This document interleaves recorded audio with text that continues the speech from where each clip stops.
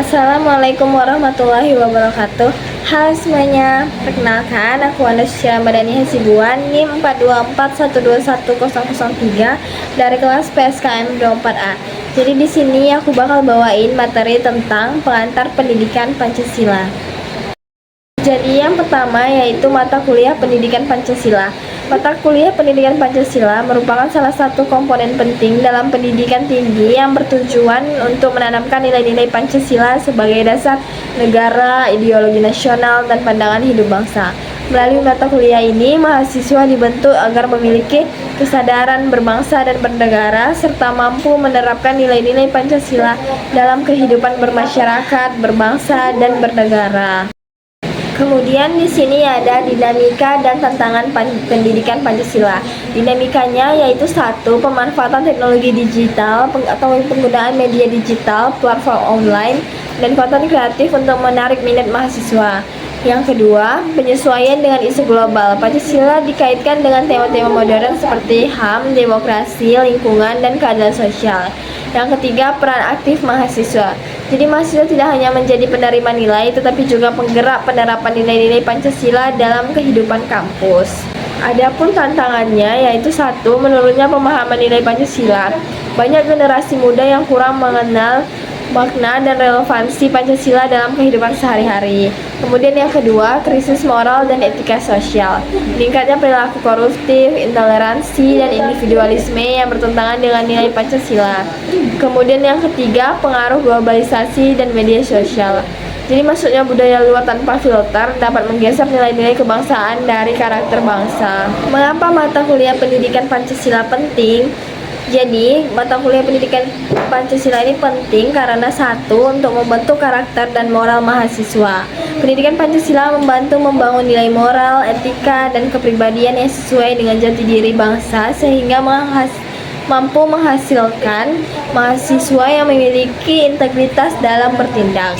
Kemudian yang kedua, menanamkan kesadaran berbangsa dan bernegara. Mata kuliah ini memperkuat pemahaman tentang hak dan kewajiban sebagai warga negara, serta menumbuhkan rasa cinta tanah air dan komitmen menjaga persatuan. Kemudian yang ketiga, menjadi dasar pengambilan keputusan yang beretika. Jadi Pancasila ini memberikan pedoman dan dalam menghadapi persoalan sosial, politik, maupun kehidupan sehari-hari, agar mahasiswa dapat mengambil keputusan yang bijak, adil, dan bertanggung jawab. Kemudian di sini ada landasan dan dasar pendidikan Pancasila, yaitu yang pertama, dasar historis. Jadi ini berasal dari sejarah pembentukan Pancasila sebagai dasar negara yang mencerminkan perjalanan panjang bangsa dan menemukan jati diri. Kemudian yang kedua, dasar filosofis, berlandaskan nilai-nilai fundamental kemanusiaan, ketuhanan, persatuan, kerakyatan, dan keadilan sebagai pedoman hidup.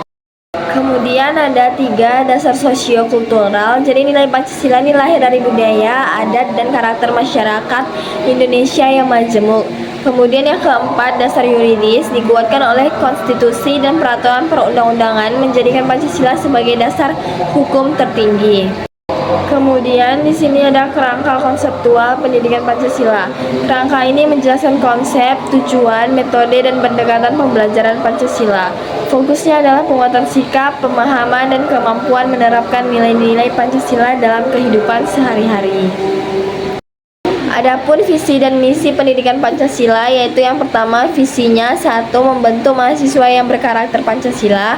Kemudian yang kedua, mewujudkan generasi yang terintegrasi dan berjiwa kebangsaan. Kemudian yang ketiga, menghasilkan warga negara yang kritis, etis, dan bertanggung jawab. Kemudian adapun misinya satu, menanamkan nilai-nilai Pancasila melalui pembelajaran yang relevan dan kolektual. Yang kemudian yang kedua, mengembangkan kemampuan berpikir kritis terhadap sosial, politik, dan kebangsaan. Yang ketiga, mendorong sikap toleransi, moralitas, serta kesadaran bernegara dalam kehidupan sehari-hari. Tujuan dan capaian penyelenggaraan pembelajaran pendidikan Pancasila. Tujuannya agar mahasiswa memahami, menghayati, dan mengamalkan nilai-nilai Pancasila. Capaian pembelajaran mencakup pengetahuan, sikap, dan keterampilan berperilaku sesuai nilai luhur bangsa. Kemudian di sini ada capaian pembelajaran. Capaiannya meliputi penguasaan konsep Pancasila, kemampuan berpikir kritis, dan kemampuan menerapkan nilai Pancasila dalam pengambilan keputusan, serta bersikap dalam kehidupan bermasyarakat. Kemudian di sini ada menggali sumber historis, sosiologis, yuridis, dan politik pendidikan Pancasila. Yang pertama, sumber historis. Pendidikan Pancasila bersumber dari sejarah lahirnya Pancasila pada Sibadang BPUPKI 1945. Yang kedua, nilai-nilai Pancasila telah hidup dalam budaya bangsa sejak masa kerajaan seperti gotong royong, toleransi, dan musyawarah. Yang ketiga, perjalanan bangsa menuju kemerdekaan memperkuat Pancasila sebagai dasar negara dan pedoman hidup. Kemudian pada sumber sosiologis, nilai Pancasila muncul dari kehidupan sosial masyarakat Indonesia yang majemuk. Yang kedua, norma budaya, adat istiadat, dan kebiasaan rakyat Indonesia menjadi landasan pembentukan nilai-nilai Pancasila. Yang ketiga, keberagaman suku, agama, dan tradisi menuntut adanya nilai pemersatu yang bersifat inklusif. Itulah Pancasila. Kemudian yang ketiga, sumber yuridis. Yang pertama, Pancasila secara resmi tercantum sebagai dasar negara dalam pembukaan UUD 1945.